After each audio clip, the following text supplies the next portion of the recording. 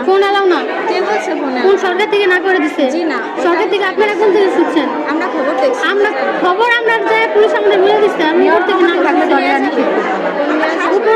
উপর থেকে না করে দিছে। ফোন নিয়ে ঢুকা যাবে না। ফোন নিয়ে ঢুকা যাবে না। যাবে না। আপনি যদি এরকম করেন তাহলে ঢুকতে দেবো না। ফোন নিয়ে কেউ যেতে পারবে না। ফোন বাইরে রেখে যান। ফোন নিয়ে কেউ যেতে পারবেন না। কেন ফোন নিতে পারবো না? ফোন এলাও না।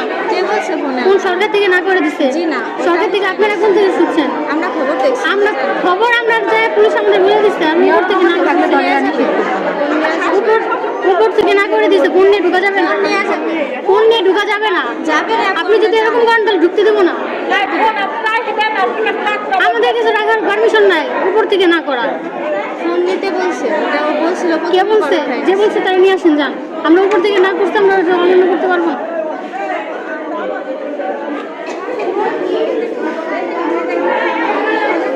দর্শক আপনারা দেখতেই পাচ্ছেন বিএনপির লোকজন কিন্তু দরজা আটকে ভোট কেন্দ্র দখল করে বিএনপির পোলিং এজেন্ট যারা ভিতরে যে মহিলা কর্মীরা ছিল তারা বাইরে যে ভোটাররা যাচ্ছিল তাদেরকে জোর করে বলছিল বিএনপিতে ভোট দিতে।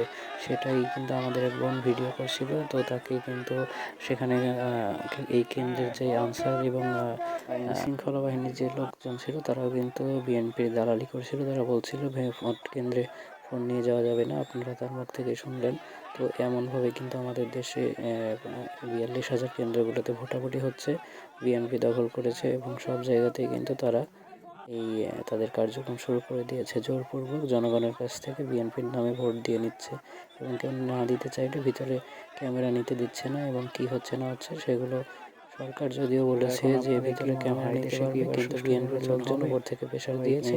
এজন্য আইন শৃঙ্খলা বাহিনী আনসার, বিডিবি বা অন্যান্য পুলিশ সদস্যরাও কিন্তু কোনো কিছু করছে না।